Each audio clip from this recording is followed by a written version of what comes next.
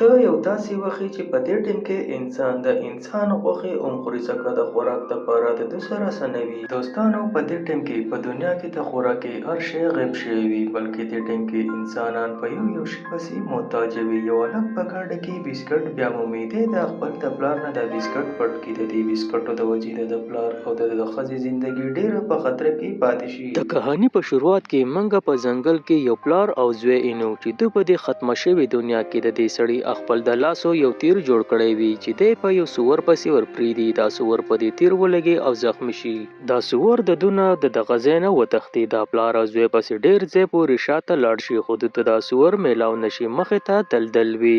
دا پلار او زوی ډېر مایوسه شي او ډېر وږي شوي. د دغه ځای نه واپس را روان شي. پلار یې په ځمکه باندې د ټیرونو نشان وګوري. د دې ټیرونو د دې نشانې شاته لاړ شي. ته مخې ته په دې ځنګل کې یو ګاډی میلاو شي. دا پلار یې ولټوي. په دې ځای کې دا هلک چې کوم دی په ډیشبورډ کې چیک کېده ته په دې کې بسکټ میلاو شي. په دې ختمه شوې دنیا کې دا بسکټ څه د سونې نه کم نه وي. دی خپل پلار ته وینا ونه کړي چې ما بسکټ وموندل. دی په خاموشۍ دا بسکټ سپین کې او پټ پټ خوري. د غلطۍ نه د لاس په آرنډ باندې راشي او په دې ځای کې آرنډ بجاو شي. د پلار ته د خطرې سنکیت میلاو شي. هغې مین ریزن دا وي په دو پسې ځنګلي سپي رامنډه کېدی خپل زوی او په خپله په دې ګاډۍ کې دو پټ شي. دغه ځای کې ځنګلي سپي راشي. دو چارو طرف ته وګوري خو ده ته څه میلاو نشي. دا سپي دغه ځای نه واپس لاړ شي. دې نه دا ظاهره شي چې په دې ختمه شوې دنیا کې یوه غلطي او ستاره زندګۍ خاتمه ده. دا دواړه د دې ځای نه په خاموشۍ روان شي. جیک سره چې کم بسکټ وي دی هغه وخوري او دا پیکټ دی په دغه ځای کې غوځار کړي. دا پیکټ ته د دپاره د تباهي یو سبب جوړ شي. پلار او زوی ځنګل ته خپل خوپیا چې کوم ټکانه وي هغې ته راشي. دا چارو طرف ته جاړیانې وي خو په دې کې دننه دوی یوه جومپړۍ جوړه کړې. په دې کې یو زخمي ښځه پرته وي. دا اصل کې د دې جیک ښځه وي. د دې په خېټه باندې ډېر ګیره چوټ لګېدلی وي. دا ډېر زیات خطرناک چوټ وي او دا چې صحیح علاج ونه شي ردې نو د دې د مرګ خطره ده. د دې سره د خوشقسمتۍ نه لږې ګولۍ انټي بایوټیک پاتې وي. په دې ختمه دنیا کې دا ګولۍ هم ډېر د کار وي. بل سین کې موږ اینو چې جیک بهر ته راوتی د خپله خېټه تشی خو د هغې غلطۍ د وجې په ده پسې شاته شکاریان راشي. د ده چې په هغو نظر شي دی د دغه ځای نه فوراً وتښتي او خپل په کیپ کې پټ شي. دی د دروازې نه بهر په دې کسانو باندې نظر ساتي. دی ډېر زیات یېرېدلی وي. د پلار راپاسي دا ده چې دا حالات ویني. د پلار فوراً د دروازې نه بهر دا کسان ویني. دی چې ویني کسان را روان دي. دی فوراً د دوی سره چې کم میډیسن وي دا والا په یو بیگ کې واچوي. دا جیک او جیک ته و چې ته خپله ښځه راپاسه او فوراً دوی درې واړه د دې ځای نه وځي او د دې ګیټ شاته دروازه ماته کوي او دوی د چوپړۍ نه بهر راوځي. د جیک دا ښځه د حد نه زیاته زخمي وي. دا پلار دا جیک او د دا ښځه په یو بنکر کې دواړه بند کړي او دوی ته و چې تاسو بهر بالکل مه راوځئ او دی بهر د دې شکاریانو مقابلې له پخپله ورشي. دې کې دی دوه درې شکاریان ووهي زخمي کې خو د شاته نه یو شکاري راشي او دی ووخی. دی راغوځار شي زخمي شي. دغه شکاري د دې موقع نه پیدا چوته کې د جیک د سترګو مخکې د جیک پلار دی مړ کړي. جیک او د ښځه ډېره زیات یېرېدلې وي خو دو خپل ځان لا لږه تسلي ورکړي او دو په دې بنکر کې ډېر په خاموشۍ سره کښېني. د دې نه بعد دا شکاریان چې کوم دي دا د هغه کیبن لوټ کړي او بدقسمتۍ سره د جیک چې کوم بیک وي هغه د دې جیک نه پاتې شوی وي. په هغې کې د جیک د ښځې میډیسن دا میډیسن د جیک آخري امید وي. په دې میډیسنو باندې د جیک ښځه ژوندۍ پاتې کېږي.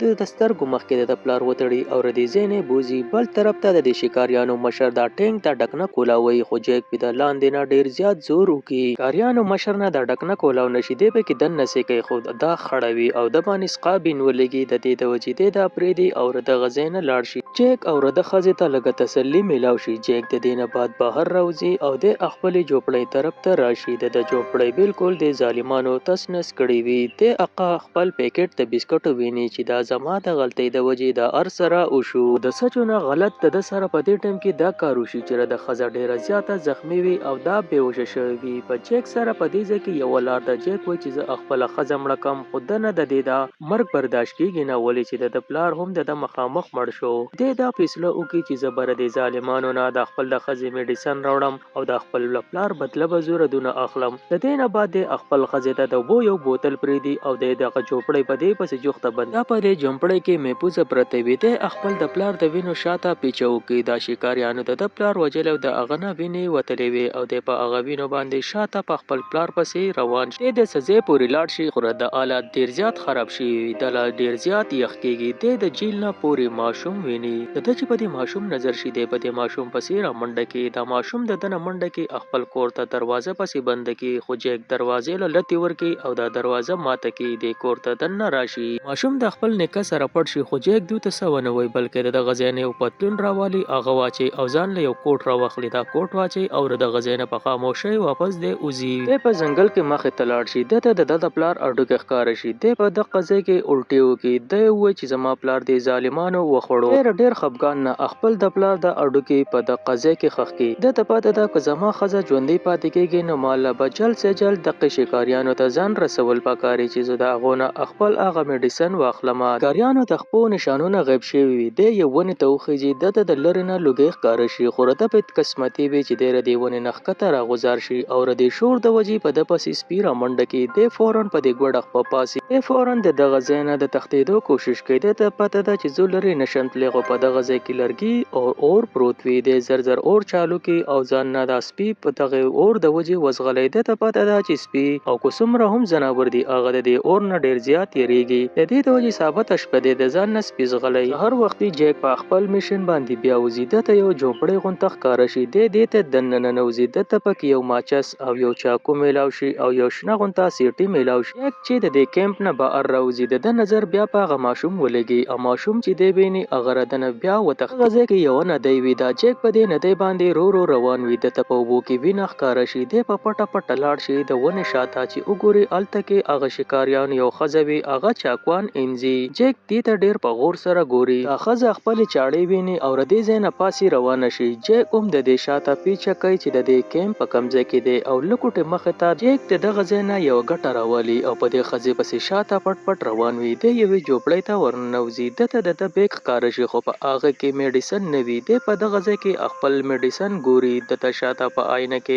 اخزه ښکار شي چې هغه په د عمل کوي او جیک په صحیح ټیم ځان تی بچ کی. د دې نه بعد جیک د دې خزه سره په جنگ ورشي خو دا خزه په ډیره زیاته تکړه وي. دا خزه د وجنې د خواته یو ګټه وي د راوالي او دا خزه په اوخي. دا خزه په دې ګټه باندې مړ شي. د دې نه بعد مخامخ یو وین ولاړ وي. د په هغه کې خپل دوايانې ګوري. د ته په شیشه کې ښکار شي چې شکاریان را روان دي. د وینره د غزینه صفا کې او دا خزه یو شاته سورکشت زیات راولي. چې د لوټیرو د کیمپ نه راوځي نو د هغه ماشوم ښکار شي کم چې د په ځنګل کې لیدل او بل طرف ته د لوټیرو سردار پړې ته چیرانه نوځي. دا شیشه کګوي. د لک په شک شي د ردی گاډي نه چابي راوالي او میډیسن راوالي او خپل د زخمیانو کسانو لور کې. د دې نه بعد د خزي په تلاش کې بهر راوځي. په هغه نه دی تراشي کم چې هغه چاړې انځلي. کاری د خزي اتیار میلاو شي. د خپل کسان د ځان سره روان کې د خزي په تلاش کې. بل طرف ته جیک ته خزه چې کوم وي دا په پاڼو کې پټه کې او د کیمپ طرف ته ډیر په خاموشۍ سره روان شي. بل طرف ته په د کیمپ کې چې کم دا زخمی وي د برا دی وین ته ورشي. وین کې د اودشي د ځکه جیک راشي د ماشوم کولاو کې خو دا ماشوم د یری چغه وي. په وین کې چې کم کس وي د په اروزي د چې وګوري دا ماشوم منډي وخی د پسې شاته منډه کې. بل طرف ته جیک هغه چومپړی ته ننوځي په کم کې چې په پیټۍ کې دوايانې وي. جیک چې د تلاس وړلې د ته ټالوي. جیک چې مخامخ وګوري شکاریان واپس را روان وي. په دې ځکه جیک ته د وین لاندې پټ شي او بل طرف ته شکاریانو ته دا غوغه خزه میلاو شي. تو ډیر زیات غوسه وي. تو دا خزه ونه خوري بلکې دا خزه په عزت باندې د وسیزي. بل طرف ته جیک د دې وین د لاندې پټ وي. ته په نیمه شپه کې راوځي او د شکاریانو چې کم لیډر وي د دم مړی ته دا چابي وي. په هغه چابي چې کمی پیټای کې ا میډیسن وي. جیک دا میډیسن راوخلي او دا ټاله واپس ولګي او ته د غزینه په خاموشۍ سره د ورمنډه کې خوشاله منډه وخی. خو د خپل یو تار سره وجنګيږي چې دا د شکاریانو یو ټریپ بچاو کړی چې د کیمپ ته څوک راشي موږ ته پته لګي. د شکاریانو لیډر راپاسي. د دروازه کولاوي. دروازه د بهر نه بند وي. د ډیر په زور د دروازه کولاو کی. شکاری د خپل ملګرو سره د جیک پیچا شروع کی. بل طرف ته موږ ته د جیک خزه وخی چې دی باندې د شکاریانو د سپون आवाज ولګي. دا زر راپاسي یو سپیر دی په دې دروازه کې دنه راننوزي. د دې نه بعد بیا موږ جیک پینو چې جیک د شکاریانو نه په ځنګل کې ډیر په تیزی منډي وخی. دا غي مین ریزن دا وی چې په دې ځنګل کې لو شوی وي. د جنگل نه اغه زه تراشي کمزه کې چې ابوډا او دغه ماشوم د کور ته د نور شي د کې د یا وینو نشانونه وي دې چې دننه ورشي او بوډا سپو خوړلی وي. جیک ډېر مایوس د دې کور نه بهر راوځي او نور د په خپلو کیسه نه وي چې دی له دې ځای نه منډه کړي. په دې ځای کې شکاریان راشي او دی د شاته نه ووایي دی بېهوشه شي.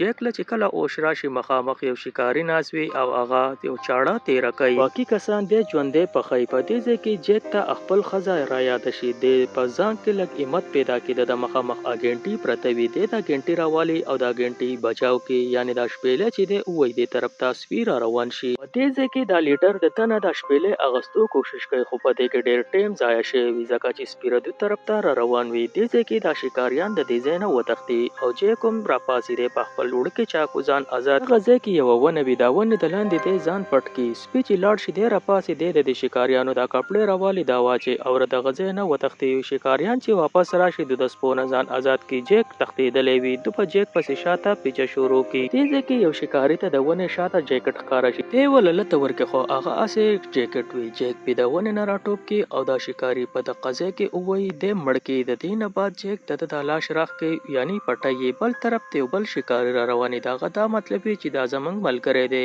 پر دې شکاري سره هغه تیر وي کوم چې د جیک ته پلار وي. دی په جیک پوه شي خو جیک په صحیح ټایم چاقو راوباسي او دی پې ووایي دی مړ کړي. خپل د پلار دا تیر راوالي او د دغه ځای نه روان شي. بدلې په انتقام کې دا لیډر طرف ته روان شي چې زه د خپل پلار بدلولم. دته لیډر میلاو شي. دی په تیر وولي دا تیر د دې لیډر په خپه کې ولګي. جیک چې دی څنګه په بل تیر ولي د دې تیر چې کومه رسۍ وي هغه وشلېږي خو په ده باندې د سپو ډېر خطرناک اواز ولګي. دا دواړه د دې ځای نه ورمنډه کړي. جیک منډه وهي. دته یو داسې خوښې غونته کور میلاو شي چې هغه بالکل سنسان پروت وي. جیک د دغه کور طرف ته ورشي. بهر یو ښځه پرته وي. د دې سره مخامخ یو تماچه هم پرته وي. د دې ښځې صرف هډوکې پاتې شوي وي. دی د کور ته دننه ننوځي. په دې کور کې ضروري سامان او یو بل ماشین میلاو شي. دی اوس په دې ټایم کې ځان مضبوط ګڼي. دی چې څنګه د کانې د ډبې خپل بیګ ته اچوي داسې محسوس شي چې د کور ته دننه څوک را روان دي او په ده پسې د شکاریانو لیډر راشي. دی ورته ماشین راوړی دی ولي خو په دې ټایم کې دا ماشین خالي وي.